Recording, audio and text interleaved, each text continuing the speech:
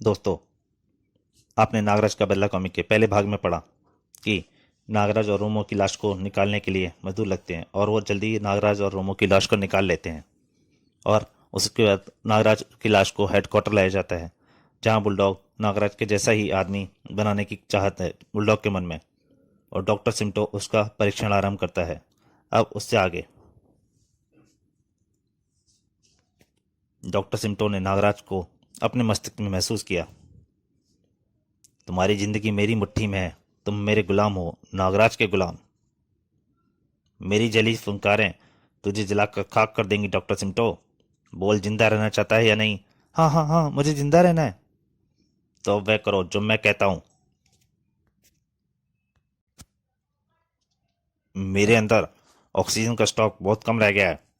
सबसे पहले ऑक्सीजन देकर स्टॉक पूरा करो।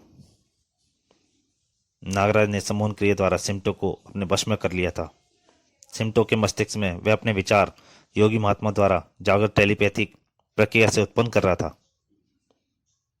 तुम मेरी डेड बॉडी का निरीक्षण करोगे और रिपोर्ट भी तैयार करोगे। यह रिपोर्ट और तुम्हारी कार्यप्रणाली मेरी इच्छा अनुसार होगी। सिम्टो अपने कार्य में लग गया, परंतु उसके हाथ नागराज के निर्देश पर कार्य कर रहे थे। अब तुम्हारा काम पूरा हो गया। बुलडॉग से कहो कि यदि मेरा शव किसी दरिया में ना बहाया गया तो मेरे मांस के साइने सो सड़ने से जल्दी ही ऐसी गैस निकलेगी जो कईयों की जान ले लेगी।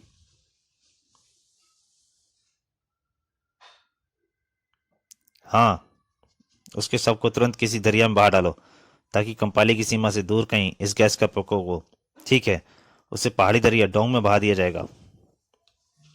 डोंग ब्रह्मपुत्र से मिलने वाली नदी है। नागराज के शरीर की गैस ब्रह्मपुत्र में फैलेगी तो असम में भी प्रभाव पड़ेगा और हम इसका लाभ उठाएंगे। ओके सुपर बॉस, हम उसे आजादी डोंग नदी में हवाले कर देंगे। जल्दी ही नागराज को डोंग दरिया में फेंक दिया और शीघ्र ही नागराज किसी सांप की तरह जल में तैरने लगा। ऑक्सीजन और पानी, जीवन इन्हीं दो चीजों पर निर्भर है। मेरा शरीर तो सील हो गया था, परंतु मस्तिष्क की क्रिया में जागृति थी। दरिया से बाहर निकलकर नागराज एक बस्ती की तरफ बढ़ गया। रोमो, कामनी और बहुत से लोगों की कुर्बानी का बदला जरूर लिया जाएगा। इस बस्ती में चीख पुकार और शोर कैसा? क्या बात है, यह भगदड़ चीख पुकार और शोर क्यों? कामरू आया है, कामरू। आज फिर जवान लड़कियों की छटनी हो रही है।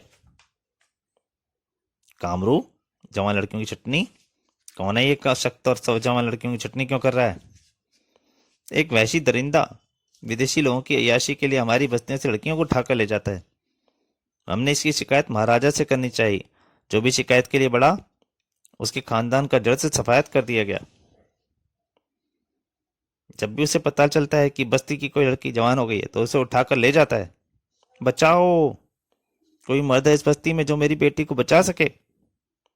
तुम सब बुझदिल हो, मेरे साथ आओ, मैं देखता हूँ। नाराज दौड़ के चल दिया।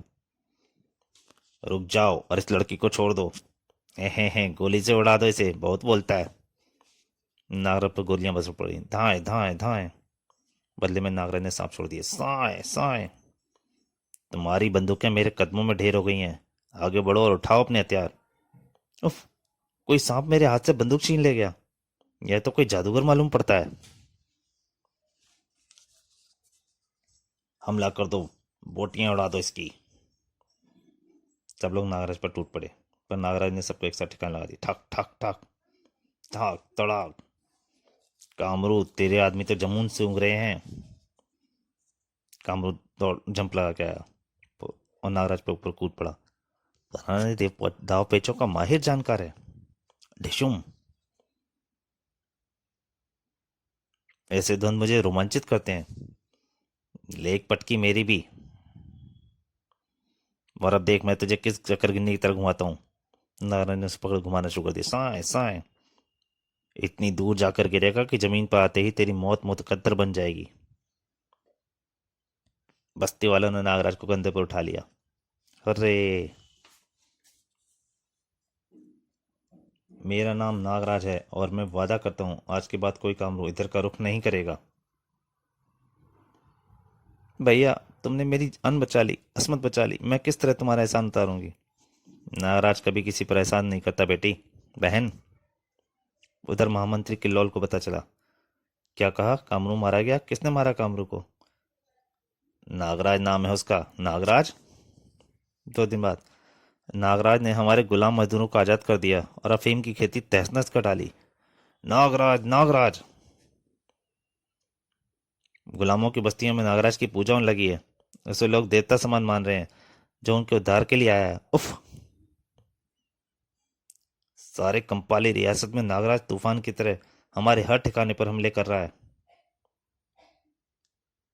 हुजूर, कहीं ये वही नागराज तो नहीं है जिसका जिक्र मिस्टर बुलडॉग की जुबान पर होता था? किल्लौल ने तुरंत बुलडॉग से संपर्क किया।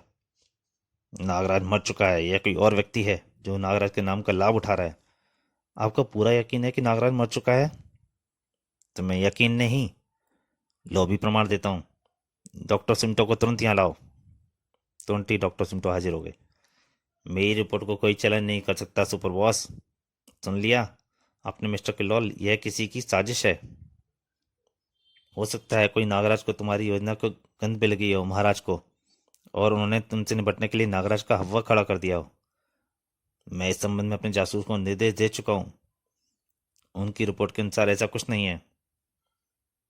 किसी तरह उसका हुलिया, फोटो और काम करने का तरीका ज्ञात करो। उसके ठिकाने का पता लगाओ। किल्लौस के जासूस दिन रात उसी काम में लग गए। मैं बहुत गरीब आदमी हूँ।